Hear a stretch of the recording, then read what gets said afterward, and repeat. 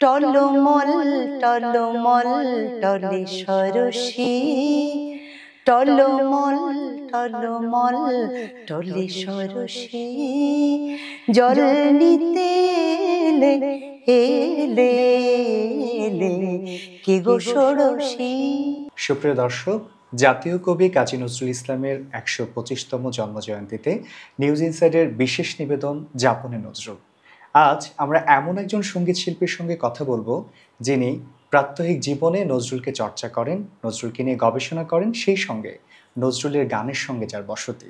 চলুন দর্শক, ১২৫তম জন্মজয়ন্তীর আজকের অনুষ্ঠানে আমরা কথা বলি আমাদের প্রিয় শিল্পী রত্না দাসের সঙ্গে। দিদি স্বাগত, নজরুলীয় শুভেচ্ছা। অনেক শুভেচ্ছা তোমাকেও। কেমন আছো? ভীষণ ভালো আছি। আর এই সময়টা বিশেষ করে কবির জন্ম জয়ন্তীর আয়োজনে, আর বিশেষ করে এবার তো ১২৫তম জন্মজয়ন্তী, তো ভালো লাগা, উচ্ছ্বাস, আনন্দটা একটু বেশি খুব। তো যেটি বলতে চাচ্ছিলাম যে সাম্প্রতিক সময়ে কি ধরনের ব্যস্ততা যাচ্ছে? সাম্প্রতিক সময়ে আসলে নজরুলের জন্মতিথি বলো, তারপরে মৃত্যুবার্ষিকী বলো, তখন আমাদের একটু চাপটা বেড়ে যায়। কিন্তু আমি প্রথমেই যে কথাটি বলতে চাই যে এই চাপটি যদি আমরা ভাগ ভাগ করে করি, সবসময় যদি নজরুলকে নিয়ে আমরা চর্চা করি, যাপন করি, তাহলে বোধহয় খুব বেশি ভালো হয়। আসলে একেবারেই বাংলা সাহিত্যে পড়াশোনা, পরবর্তী সময়ে ছোটবেলা থেকে গানের সঙ্গে যাপন, নজরুল সঙ্গীতটাকে কেন বেছে নেওয়া হয়েছে? নজরুল সঙ্গীত আসলে যখন বেছে নেওয়া বলতে, ছোটবেলায় তো সব সঙ্গীতই করতাম, তখন তো বুঝতে পারতাম না ঠিক যে আসলে কোন গানের গভীরতাটা ঠিক কতটুকু। তো যখন ক্লাস 1-2 পড়ি বোধ হয়, বাবা আমাদের দু বোনকে নাচে ভর্তি করিয়ে দিল। নাচ করতে যেতাম, বাবাই নিয়ে যেতেন।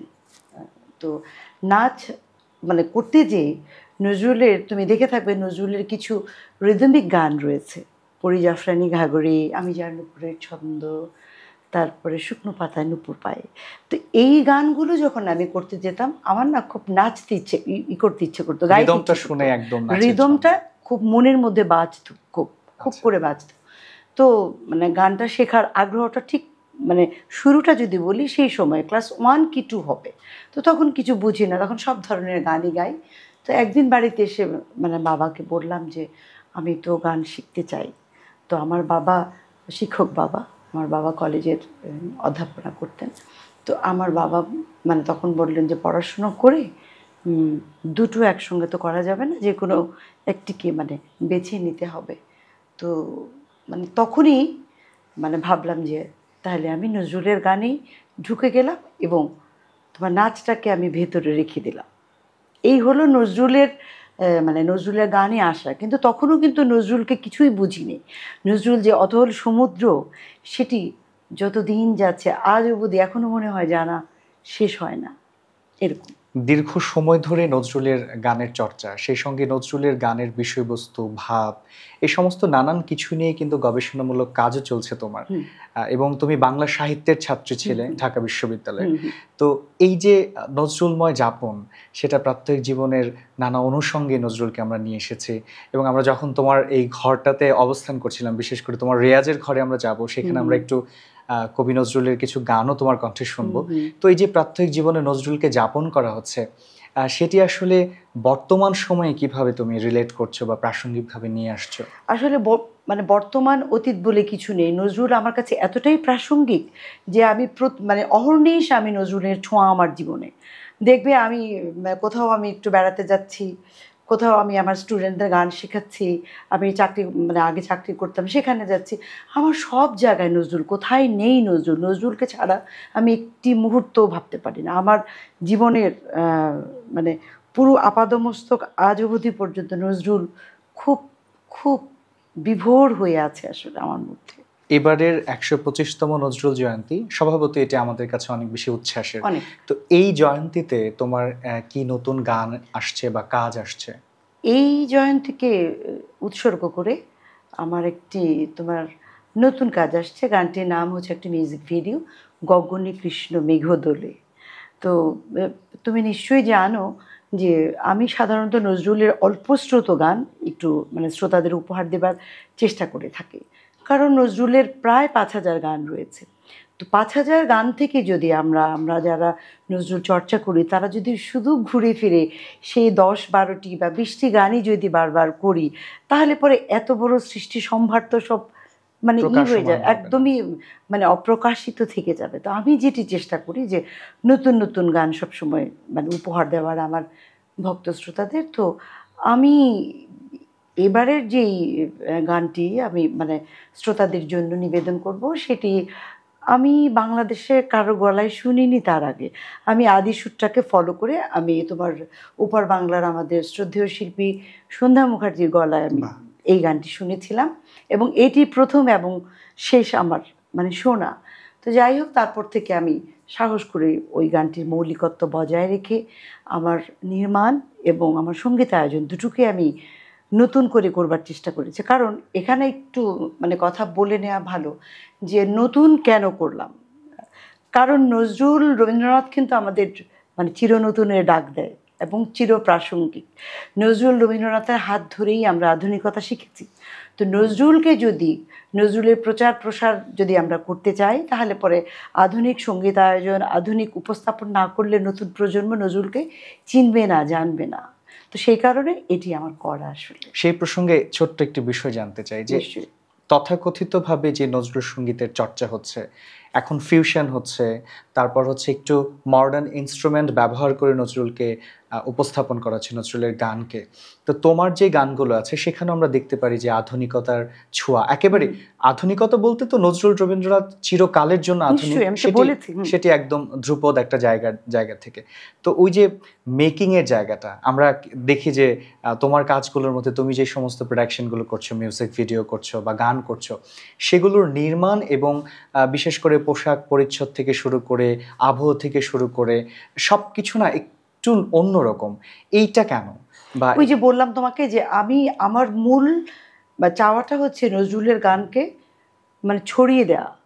তো যদি মানে আমি যদি ছড়াতে চাই, তুমি যে কোনো কাজ, তোমার মানে সৃষ্টিশীল যে কোনো কাজকে যদি তুমি ছড়াতে চাও, তাহলে পরে তোমাকে আধুনিক হতেই হবে। কারণ সেখানে আধুনিকতাকে বাদ দিয়ে তোমার করা যাবে না। কারণ তুমি প্রাচীন লোকদেরকেও শোনাচ্ছ, প্লাস তুমি আজকে যেই শিশুটি ভূমিষ্ঠ হবে সেও নিশ্চয়ই একদিন আমার গানটি শুনবে। তো সকল শ্রেণীর সকল মানুষের জন্য নজরুলকে পৌঁছে দেওয়া। কারণ এই প্রসঙ্গে আমি একটু কষ্টের কথাও বলতে চাই। কারণ নজরুলকে কিন্তু সেইভাবে আমরা পাই না। কারণ শুধুই দিবস কেন্দ্রিক নজরুল। কেন নজরুল এইভাবে মানে অবহেলিত হয়ে থাকবে, তাই না? এটা খুব খুব পীড়াদায়ক আমার কাছে। হ্যাঁ, আমার খুব খুব খারাপ লাগে। তো মানে সেই কারণে আমি চাই যে নজরুলকে মানে নতুন করে অন্ততপক্ষে তোমার নতুন প্রজন্ম দেখবে, শিখবে, জানবে যে কি সৃষ্টিশীল, কি একজন যুগ অবতার তিনি ছিলেন এবং তিনি কি বলেছেন। তাকে পাঠ করতে হবে, তার গান নিয়ে রীতিমতো রিসার্চ করতে হবে।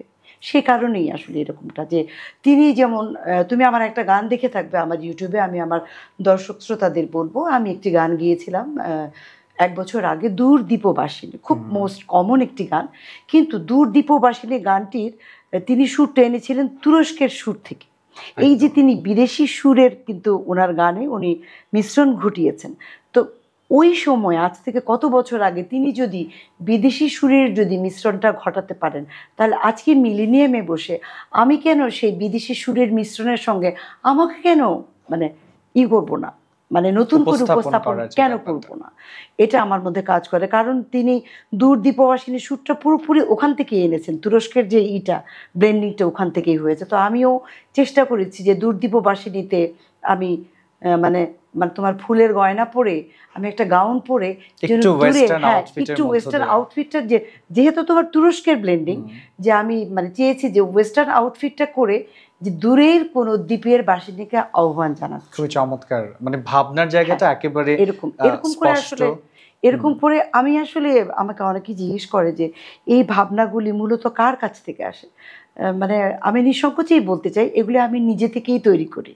হ্যাঁ, আমার মনে ওই যে তোমাকে মানে কিছুক্ষণ আগেও বলছিলাম যে সারাক্ষণ নজরুলের যাপন, সারাক্ষণ মানে মনের ভেতরে যদি একটা জিনিসের মানে হয়, মানে একটা অনুভব হয়, আহ্বান থাকে, তাহলে সেটির জন্য আসলে খুব করতে হয় না। সেটা আমার সঙ্গে নিত্য যাপনের একটা অংশ আসলে নজরুল। প্রতিদিনের যাপনটাই যেহেতু নজরুল দিয়ে শুরু হয়, তাহলে যেখান থেকে প্রতিদিনের যাপন শুরু হয়েছে, নজরুলকে যাপন করা হচ্ছে, সেই রেয়াজের ঘরটাতে একটু যেতে চাই এবং সেখানে নজরুলের কিছু গানও শুনতে চাই তোমার কণ্ঠে। অবশ্যই, চলো। চলো। আচ্ছা তরু, তুমি তো আমার মানে গানের মানে ঘরটি দেখতে চেয়েছিলে যেখানে আমি রেয়াজ করি, তো চলে এলাম আমরা গানের ঘরে। এখানে রেয়াজ মূলত আমি সকালেও করি, আবার খুব নিশীথ রাতেও করি, কারণ যখন চারপাশ একেবারে চুপচাপ শুনশান নিরাপত্তা, তো মানে তখন আমার খুব মানে রেয়াজ করতে খুব ভালো লাগে, খুব নিবিষ্ট চিত্তে তখন রেয়াজের একটা নিমগ্নতা আসে। তো ঠিক আছে, নজরুলের একটু করে একটু গানে যাই আমরা। নিশ্চয়। মোরায়ার জনমে হংস মিথুন ছিলাম, মোরায়ার জনমে হংস মিথুন ছিলাম, ছিলাম নদীর চরে যুগল রূপে এসেছি গো, আবার মাটি ঘরে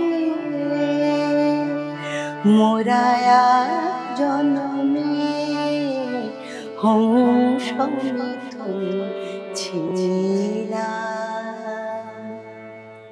কি চমৎকার এবং আবেদন গানের ভেতরে যে বাণী বা সুরের যে বৈচিত্র্য, সেটি খুবই একদম ছুঁয়ে ছুঁয়ে যায়। আমরা ছোট ছোট করে আরো কয়েকটা গান মনে হয় শুনতে পারি, ছোট একটু করে, এবং গানের গল্পগুলো বলা যেতে পারে ছোট ছোট করে। যেমন মানে কি বলবো, এটা তো আসলে মানে যে গানটি করলাম যে মোরা আর জনমে, মানে এটা তো একেবারেই মানে প্রেমের গান আসলে, মানে প্রেম বিরহ দুটো একেবারে মিলেমিশে গেছে। মানে আমরা যখন মোরা আর জনমটাকে ভিজুয়ালাইজ করি যে হংসমিথুন ছিলাম, দুজনের যে একাত্মতা, সে প্রেমময় প্রেয়সী বলি, বন্ধু বলি, যাই বলি, স্বামী স্ত্রী বলি, যাই বলি, এটা একেবারেই তোমার মানে প্রেমের একটা উদযাপন, বিরহের একটা উদযাপন। কারণ আমরা নজরুলকে সকল অবস্থাতেই বলি যে দ্রোহের কবি। হ্যাঁ, তিনি দ্রোহর ছিলেন, উনি বিদ্রোহের কবি ছিলেন, কিন্তু উনি ব্যাপকভাবে কিন্তু প্রেমের কবি, সাম্যের কবি, মানবতার কবি, অভিমানেরও কবি। আমরা আরেকটা গানে যেতে পারি। নিশ্চয়ই। ফিরিয়া এসো এসো এসো ফিরে বন্ধু, এ ঘোর বাদলে নারী থাকিতে একা, ফিরিয়া এসো এসো এসো ফিরে বন্ধু, এ ঘোর বাদলে নারী থাকিতে একা, হায় গগনে মনিয়াজ মেঘেরও ভিড় যায়, নয়ন জলে মুছে কাজল রেখা বন্ধু, এ ঘোর বাদলে নারী থাকিতে একা, ফিরিয়া এসো এসো এসো ফিরে।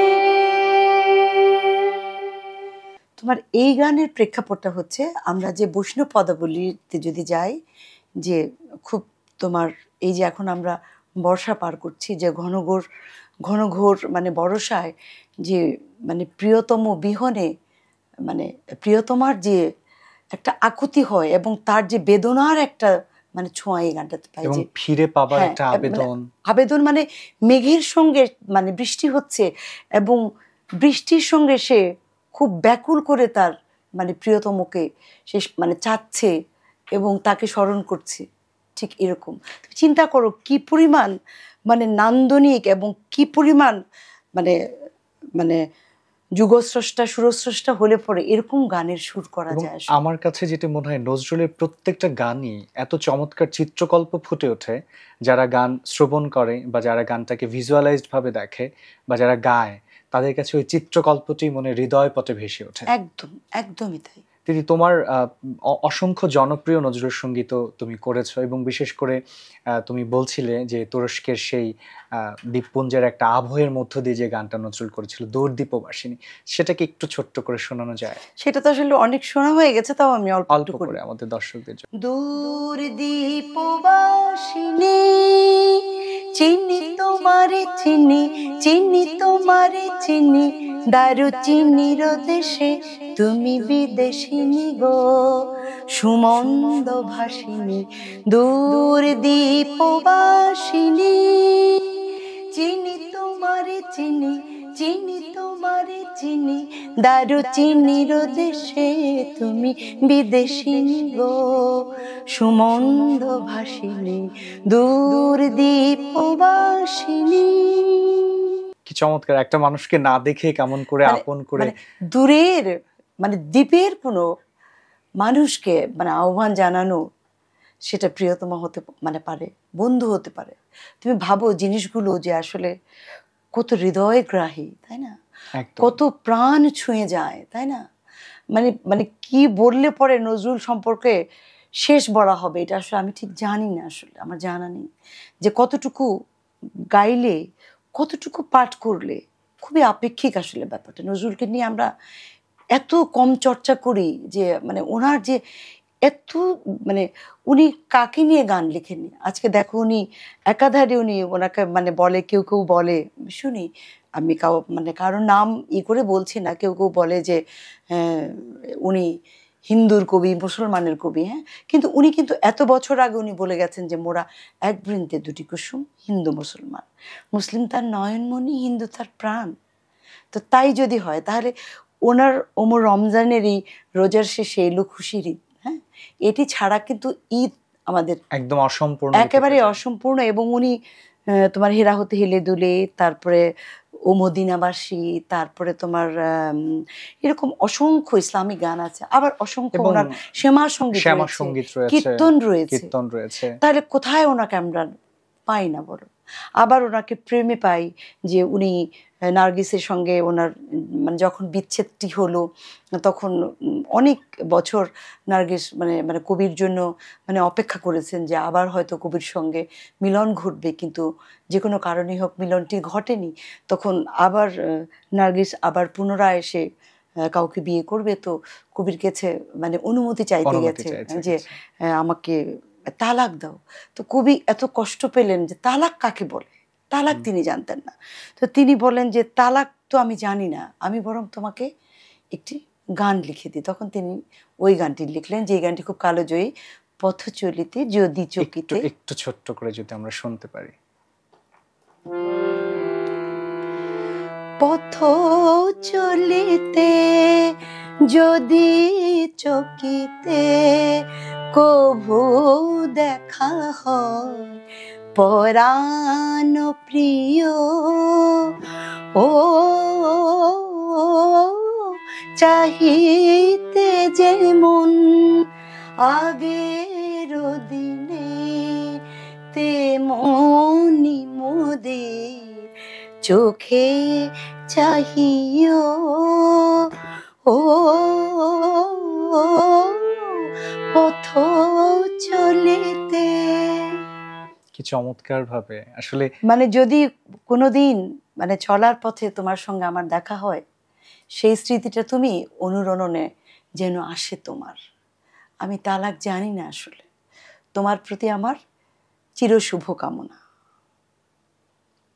আমি আসলে খুব হয়ে যায়, খুব মানে আপ্লুত হয়ে যায় যে এমন প্রাণের কথা মানুষ কি করে বলে আসলে। সেটাই আমরা যখন শুনছিলাম ঠিক সে সময় আমি নিজেও অনেক বেশি আপ্লুত হয়ে যাচ্ছিলাম। আশা করি যে আমাদের দ্বারা যারা দর্শক আছে তারাও বিষয়টাতে একদম মুগ্ধ হয়ে যাবে। আর সবথেকে বড় কথা হচ্ছে নজরুল সঙ্গীতের নানান ধরনের একেকজন শিল্পীর একেক ধরনের নিজস্ব ঢং রয়েছে, গায়কের যে নিজস্বতা রয়েছে। তো তোমার ক্ষেত্রেও একটা ভিন্ন রকম গায়কের নিজস্বতা রয়েছে যেটি দর্শকের কাছে খুব জনপ্রিয় হয়ে উঠেছে এবং দর্শকদের ভালো লাগা আসলে আসলে হয়েছে কি জনপ্রিয় শব্দটা খুবই আপেক্ষিক, ভালো লাগাটা বড়, ভালো লাগাটা একেবারেই। তুমি বলছিলে যে ছোটবেলায় নাচের চর্চার কথা। নজরুলের কিন্তু অসংখ্য গান আছে যেগুলোর সাথে আমরা শাস্ত্রীয় সঙ্গীতের নাচের ধারা তৈরি করতে পারি এবং আমার কাছে মনে হয় যে নজরুলের যে লোক আঙ্গিকের সুরের যে গানগুলো আছে সেগুলোরও কিন্তু খুব চমৎকার সৃজনশীল নাচ হয় এবং হতে পারে। নাচের কোনো গান কি একটু রিদমিক কিছু শোনানো যায়? হ্যাঁ, আমার সঙ্গে একজন তোমার 1 বছর আগে বোধহয় আমি একটি গান করেছিলাম, সেখানে একজন নৃত্যশিল্পী আমার সঙ্গে ছিলেন, অংশগ্রহণ করেছিলেন। তো সেটিও একেবারে অল্পশ্রুত গান, একটুখানি করছি।